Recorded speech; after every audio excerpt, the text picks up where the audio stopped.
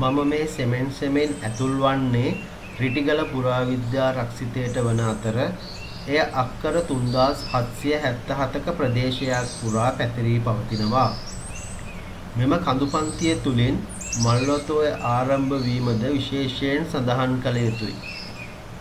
කෙතරම් විශාල ප්‍රදේශයක් වුවත් දැනට සංචාරකයන්ට කිලෝමීටර් 1.5ක් පමණ දුරක් නැරඹීම සඳහා යාමට පුරාවිද්‍යා දෙපාර්තමේන්තුවෙන් අවසර ලබා දී තිබෙනවා. මෙතන විවිධ ශිලා ඉදිකිරීම් වල කොටස් ගණනාවක් දක්නට ලැබෙනවා. බලන්න ඒවා ගොඩක් හානියට ලක් වෙලා. දකුණු ආසියාවේ විශාලතම ගලින් නිර්මාණය කරන ලද පොකුණ. මේකට කියන්නේ බන්දා පොකුණ. රහතන් වහන්සේලාගේ පරිහරණය සඳහා තමයි නිර්මාණය කරලා තියෙන්නේ. දැන් නම් මැද ගස් කැවිලා තියෙන්නේ. වටේ තිබිච්ච බැමිත් ගැලවිච්ච තැන් තියෙනවා. පස්සේ පුරාවිද්‍යා දෙපාර්තමේන්තුව මගින් ප්‍රතිසංස්කරණය කරලා තියෙනවා. මේක තමයි බන්දා පොකුණ. පොකුණු බිත්තියේ තවමත් ප්‍රතිසංස්කරණය කර නොමැති ගල්පඩි විශාල ප්‍රමාණයක් දක්නට ලැබෙනවා. මෙම ගල්පඩි විශාල වපසරියක පැතිරී පවතිනවා. ඉතින් බලන්න කෙතරම් විශාල පොකුණක්ද කියලා. සීමිත ප්‍රමාණයක් විතරයි පුරාවිද්‍යා දෙපාර්තමේන්තුව මගින් ප්‍රතිසංස්කරණය කරලා තියෙන්නේ. තව විශාල ප්‍රමාණයක් තියෙනවා ප්‍රතිසංස්කරණය කරන්න. එම ගල්පඩි ඉතා සුමට ලෙස සකස් කරලා තමයි මේ පොකුණ නිර්මාණය කරලා තියෙන්නේ. බලන්න හෙළ කලාකරුවාගේ තියෙන දක්ෂතාවය. මෙම පොකුණ පිරවීමට ඉතිහාසයේ කෙසේ ජලය රැගෙන එන්න ඇද්ද? මම ඒ ගැන විපරම් කරමින් යන විට මට ඒ ගැන සාක්ෂි කීපයක් දකින්න ලැබුණා. කෙටි ජල පාරවල් තිබුණා මේ පොකුණ දෙසට ගලා එන. සමහර විට මේ මෑත කාලීනව නිර්මාණය වෙච්ච වෙන්නත් පුළුවන්. ඉතිහාසයේ ඉඳලා තිබිච්ච වෙන්නත් පුළුවන්. නමුත් ඒවා දැන් ගොඩක් හානියට ලක් වෙලා. ඉතින් ඒ වගේ ස්ථානයක් තමයි මේ මෙතනින් පොඩි ජල පාරක් පොකුණ අභ්‍යන්තරයට ගලා යනවා. දැන් නම් ගොඩක් හානියට ලක් වෙලා තියෙන්නේ.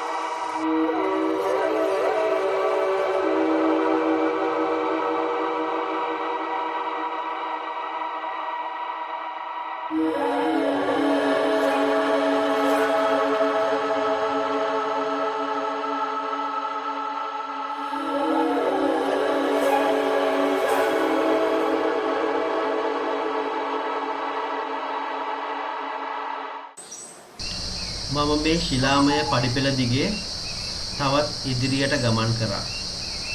දැන් නම් හරිම මහන්සි. නමුත් වටපිටාවේ තියෙන සුන්දරත්වය දැක්කහම ඇඟට ඉමහත් සනීපයක් දැනෙනවා. ශිලා ඉදිකිරීම් වල විශාල කොටස් ප්‍රමාණයක් මෙතන විසිරී පවතිනවා. බලන්න කෙතරම් තියනවද කියලා. ඒ අතර මේ විශාල ගහක් පේනව නේද? ඒක තමයි ඇටඹ. විශාල ඇටඹ වෘක්ෂයක්. මම කෙමෙන් පළවෙනි ගිමන් හලට ලං වුණා. බලන්න හෙළ කලාකරුවාගේ විශ්මිත නිර්මාණය. රහතන් වහන්සේලාට මෙම පෙත්මගේ ගමන් කරන විට පළවෙනියටම මුණ ගැහෙන ගිමන් හල. එය ඉතා සුවිශේෂී ස්ථානයක්. ඒ අතර ඔය ඉදිරියෙන් දක්නට ලැබෙන්නේ ගල් පාලමක්. පුරාණ කලාකරුවා පාලම් නිර්මාණය කර ඇති ආකාරය බලන්න. ඉතා සුවිශේෂී.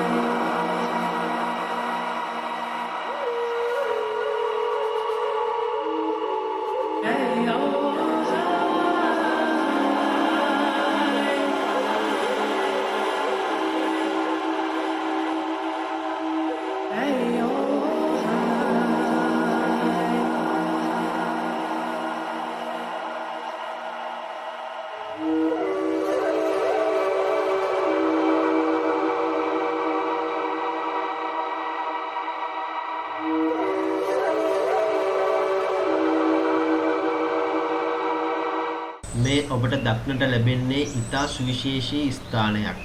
මේ තමයි සංඝයා වහන්සේලා ප්‍රමුඛ රහතන් වහන්සේලාට බෙහෙත් කළ රෝහලක්. මෙහි තියෙනවා මේ ඇඹුරුංගල් බෙහෙත් අඹරන ලද ඉතා පෞරාණික බෙහෙත් ගලක්. තව විවිධ බෙහෙත් නිර්මාණය කරන ලද වාජන. ඉතින් විශාල බෙහෙත් නිෂ්පාදනය කිරීමට භාවිතා කරන මෙවලම් මෙහි දක්නට ලැබෙනවා. එම අඹරාගත් බෙහෙත් පසුව මෙන්න මෙයට තමයි බහලා තියෙන්නේ. ඉතින් තව තියෙනවා මේ බෙහෙත් ඇඟ ගැල්වූ පසු සැතපෙන ගල්, ඊට අමතරව තව විවිධ වාජන. ඉතින් විශාල ගල් නිර්මාණ ප්‍රමාණයක් මෙහි දක්නට ලැබෙනවා. ඉතින් මේ බෙහෙත් පුරවාගත් වාජනයෙන් පෙරිලා තමයි මෙන්න මේ බාත් එකට මේ බෙහෙත් ගලාගෙන එන්නේ. ඊට පස්සේ ඔය බාත් එක ඇතුලේ තියෙන සැතපෙන ගලේ සැතපුණාට පස්සේ ඒ බෙහෙත් ශරීරයට අවශෝෂණය වෙන විදිහට තමයි මෙම බාත් එක නිර්මාණය කරලා තියෙන්නේ. ඊට පස්සේ ඒ පාවිච්චි කරන ලද බෙහෙත් එම බාත් එකෙන් ඉවත් කර ගැනීම සඳහා භාවිතා කරන සිදුර තමයි මේ තියෙන්නේ. ඒ සිදුරෙන් ගමන් කරන ඉවත් කරන බෙහෙත් ඔය තියෙන පෙරහන් ස්ථාන දෙකෙන් පෙරිලා ඊට පස්සේ පරිසර හිතකාමී ලෙස තමයි එළියට යන්නේ. බලන්න කතරම් විශ්මිතද කියලා.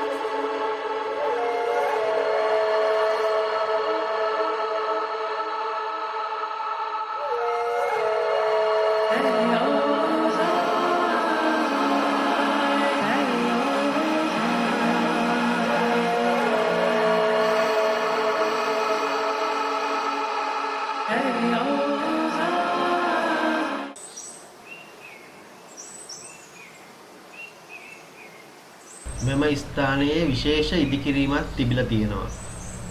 තවමත් එය ප්‍රතිසංස්කරණය කරලා නැහැ.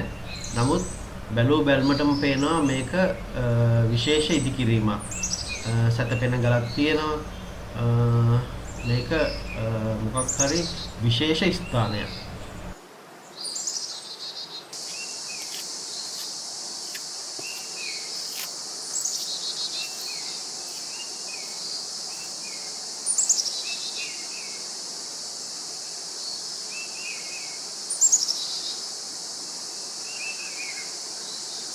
මට මේ පසුපසින් දිස්වන්නේ දකුණු ආසියාවේ දිගම පෙත්මග.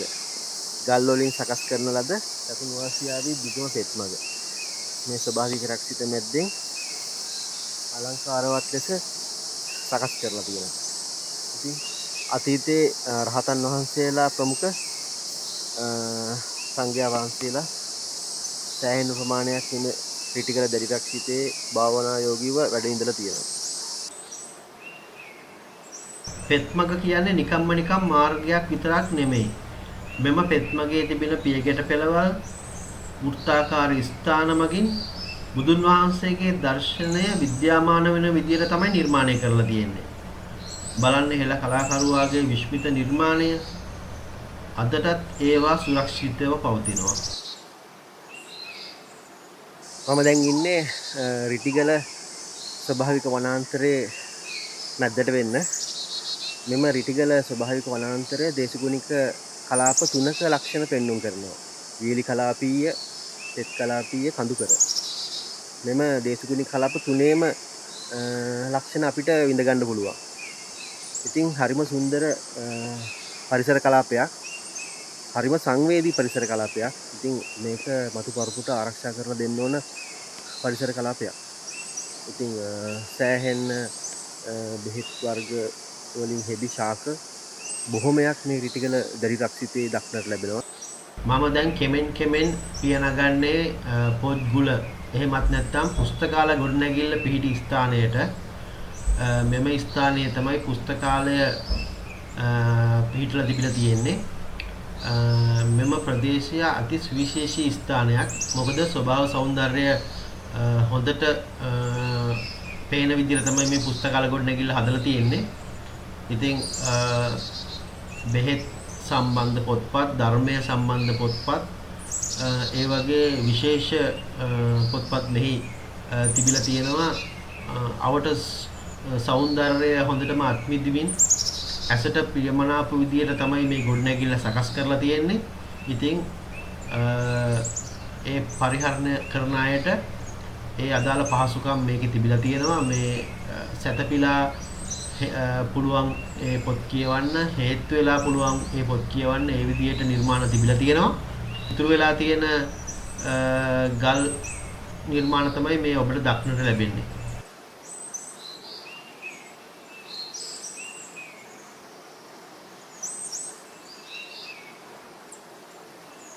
ඇවිදගෙන යන අතරතුරේදී මට පොඩි සර්පයෙකුත් ඇස ගැටුණා. මේ ඉන්නේ ඒ සර්පයා.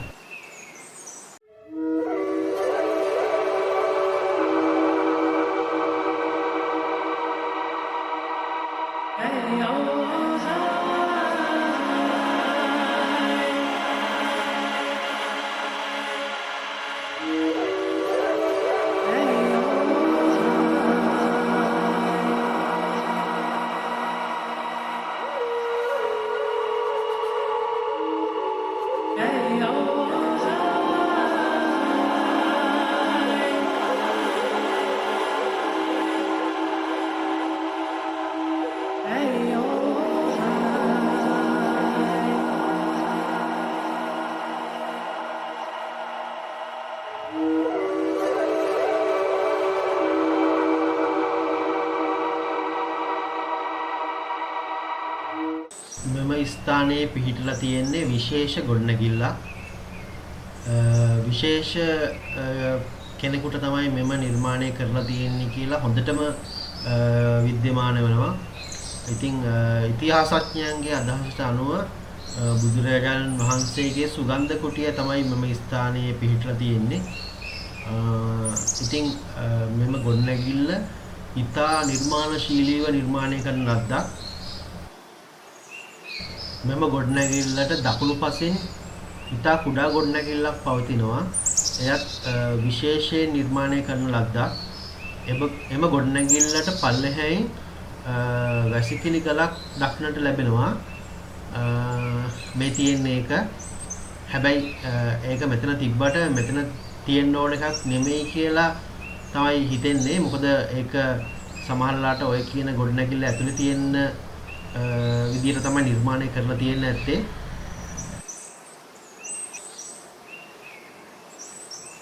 මේ සුගන්ධ කුටිය ගොඩනැගිල්ලේ තියෙන ගල් ලෑලි අතට ඉතාමත් සුමටව දැනෙන ආකාරයෙන් තමයි නිර්මාණය කරලා තියෙන්නේ.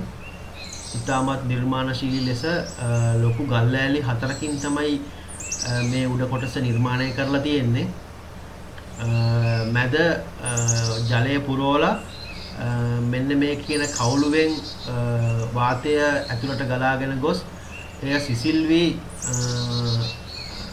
ඒ කුටියට සීතල ලැබෙන විදිහට තමයි නිර්මාණය කරලා තිබිලා තියෙන්නේ. මේ කණුවලට ඉහළින් ලෑලි තමයි අතුරුලා තිබිලා තියෙන්නේ කියලා තමයි පුරාවිද්‍යාඥයෝ අදහස් කරන්නේ. මේ සමහර ගල් ලෑල්ලේ කොටස් කඩලා ගිහින් තියෙනවා. ඉතින් සුවිශේෂී නිර්මාණයක්.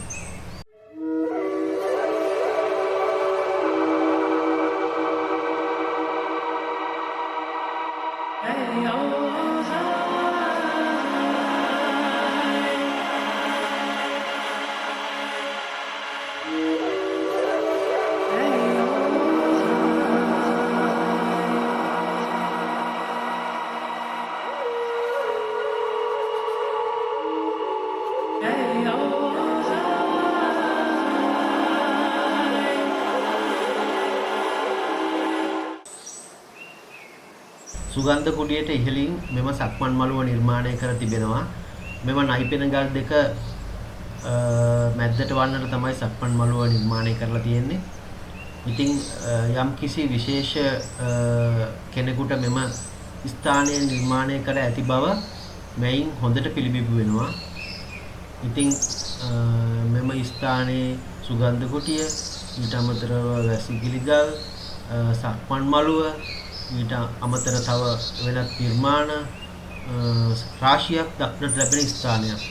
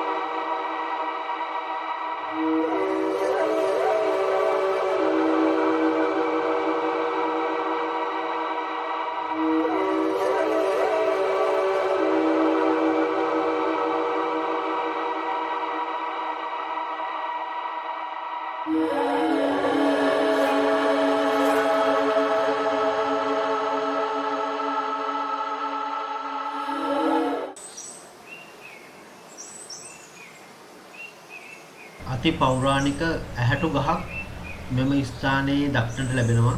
මම ඉතින් කෙමෙන් මේ ඇහැටු ගහ ළඟට ගමන් කරා. බලන්න මගේ සයිස් එකයි ගහේ සයිස් එකයි බලපුවාම කෙතරම් විශාල ගහක්ද. මේක කෙතරම් පෞරාණික ගහක් වෙන්න පුළුවන්ද. ඉතින් අති සුවිශේෂී වෘක්ෂයක් තමයි මේ ඇහැටු ගහ.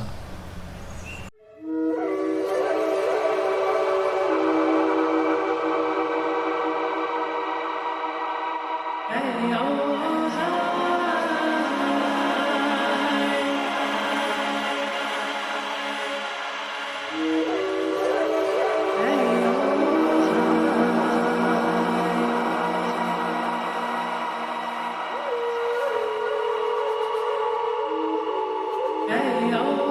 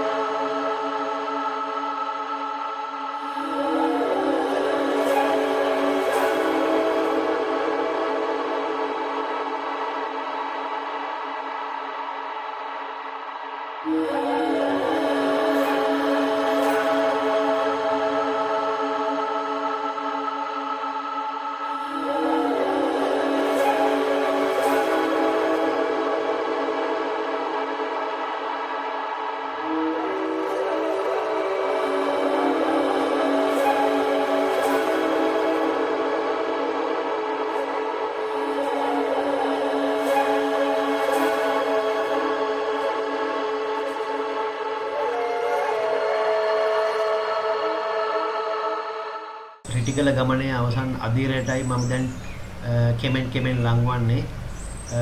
මෙම ස්ථානයෙන් තවත් ඉදිරියට යාමට පුරාවිද්‍යා දෙපාර්තමේන්තුවෙන් අවසර ලබා දෙන්නේ. මෙතනින් ඉහළට තියෙන්නේ දැඩි රක්ෂිතය. ඉතින් මගේ ගමන මම මෙතනින් අවසන් කර පැමිණෙනවා.